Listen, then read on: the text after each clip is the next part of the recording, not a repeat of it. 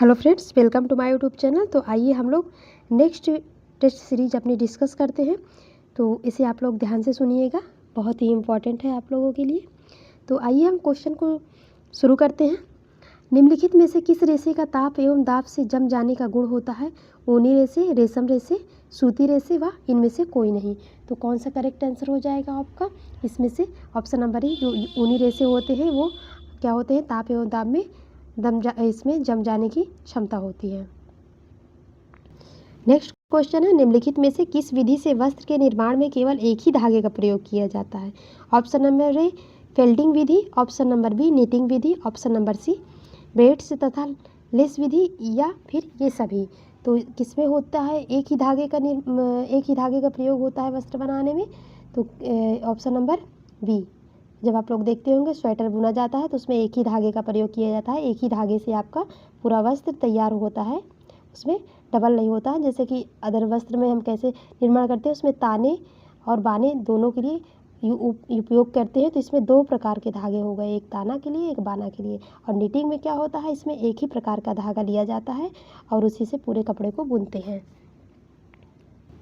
Next देखते हैं हम, वस्त्र निर्माण की विधि में कितने वर्गों में विभाजित किया गया है? एक वर्ग, दो वर्ग, तीन वर्ग या चार वर्ग? तो वस्त्र निर्माण की विधियों को हम कितने वर्ग में विभाजित किए हैं? उसको हम तीन वर्ग में विभाजित किए हैं।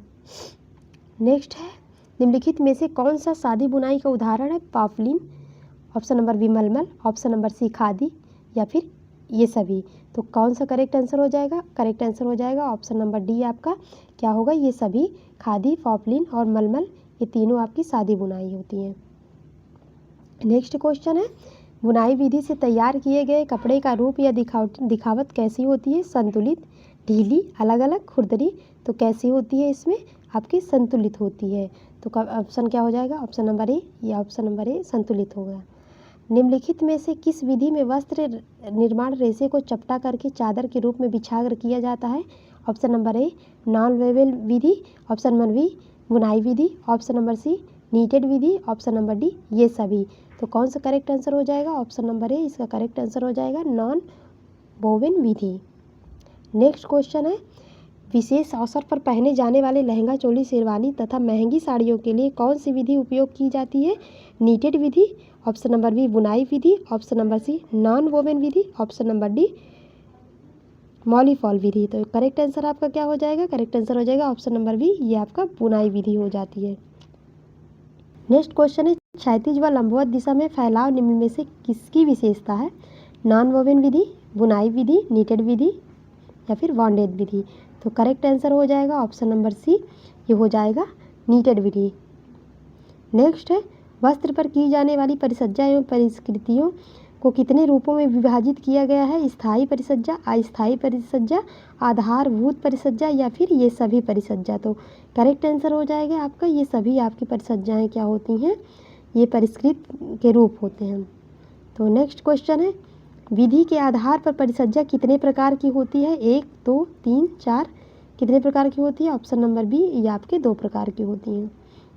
नेक्स्ट क्वेश्चन है, निम्नलिखित में से किसके द्वारा कपड़े की मजबूती पर तथा रंग ग्रहण करने की क्षमता बढ़ जाती है? मर्सराइजिंग, स्केल मर्सराइजिंग, मैल मुक्ति, सिलवट प्रतिरोधक। तो क्या हो जाएगा इसमें? ऑप्शन नंबर ए मर्सराइजिंग प्रक्रिया जो होती है वो कपड़े की मजबूती को बढ़ाती है और रंग ग्रहण करने की क्षमता को बढ़ाती है। नेक्स्ट क्वेश्चन है, निम्नलिखित में से कौन सा एक रासायनिक परिसज्जा का प्रकार है? ऑप्शन नंबर ए सिलवट प्रतिरोधक, ऑप्शन नंबर बी अवशोषक, option number C slack mercerization, या फिर ये सभी। तो करेक्ट आंसर आप ऑप्शन नंबर डी, ये सभी आपके क्या है? रासायनिक परिसज्जा का प्रकार है। अवशोषक, सिलवट रोधी, स्लैक, ये सब में क्या होता है? रासायनिक का उपयोग किया जाता है। नेक्स्ट क्वेश्चन है, निम्नलिखित में से कौन सा एक यांत्रिक परिसज्जा के प्रकार में शामिल है? कुटाई करना, नक्काशी करना, फलक उतारना, या ये सभी। तो करेक्ट आंसर हो जाएगा आपका ऑप्शन नंबर डी, ये सभी आपके क्या हो गए? यांत्रिक परिसज्जा के प्रकार हो गए।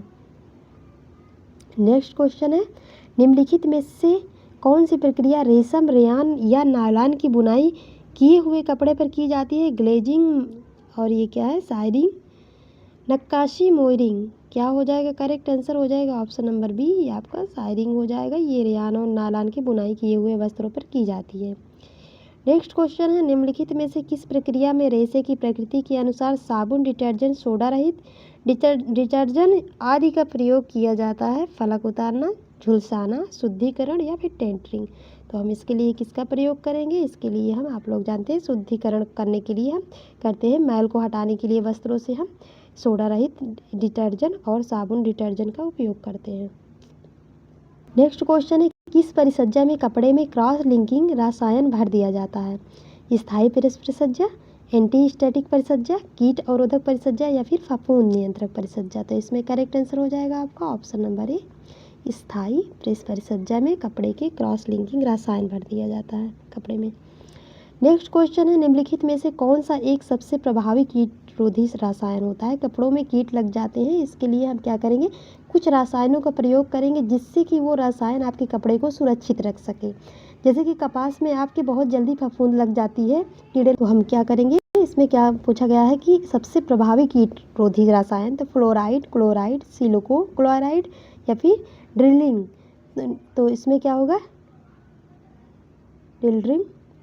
इसमें क्या हो जाएगा आपका ऑप्शन नंबर डी, ये क्या होगा? डिल्ड्रन आपको हो जाएगा करेक्ट आंसर। ये आपका सबसे प्रभावी कीटरोधक रसायन होता है जो कीटों को कपड़े को डैमेज करने से बचाता है। नेक्स्ट क्वेश्चन है, कोरोसिल नामक जलरोधी बनाने वाली प्रक्रिया के उपयोग से वस्त्र किसके प्रति अवरोधक हो जाता है? जल के प्रति, हवा के प्रति, अम्ल स्नेहक के प्रति या ये सभी के प्रति। तो किसके प्रति हो जाएगा? ऑप्शन नंबर डी, ये आपका जल, हवा और अम्ल स्नेहक के प्रति अवरोधक हो जाएगा। नेक्स्ट क्वेश्चन है, निम्न में से एक कौन सा कपड़े की परिसज्जा के उद्देश्यों में शामिल है? कपड़ा की उपयोगिता को बढ़ाना, अधिक टिकाऊ बनाना, आकर्षक बनाना या उपरोक्त सभी। तो ये उपरयुक्त सभी आपके क्या हो जाएंगे? ये आपके कपड़े को परिसज्जा के उद्देश्य से शामिल किए जाते हैं। नेक्स्ट क्वेश्चन है, सूती कपड़े की यांत्रिक परिसज्जा किस प्रक्रिया के अंतर्गत की जाती है? कैलेंडरिंग, विरंजन, बैक्टीरिया रोधी, मर्सराइजिंग। तो किसके जरिए की जाती है? ये आपकी कैलेंडरिंग के थ्रू आपकी यांत्रिक परिसज्जा की जाती है। नेक्स्ट क्वेश्चन है, पॉलिस्टर कपड़े पर रासायनिक परिसज्जा किस प्रक्रिया के अंतर्गत की जाती है? एंटी स्टैटिक, जल प्रतिरोधी, गंदगी प्रतिरोधी या फिर ये सभी। तो ये सभी आपके इसके अंतर्गत आते हैं। करेक्ट आंसर हो जाएगा option number D. Next question है, निम्न में से किसको बनाने हेतु वस्त्र को अथवा धागे को आवश्यकता अनुसार रंगा जाता है? ज्योमेट्री डिजाइन, फूल, रेखाएं या ये सभी। तो किसके लिए यूज किया जाता है? ऑप्शन नंबर डी, ये सभी क्या होगा? ये वस्त्र को अथवा धागे को आवश्यकता अनुसार रंगा जाता है इन सभी से।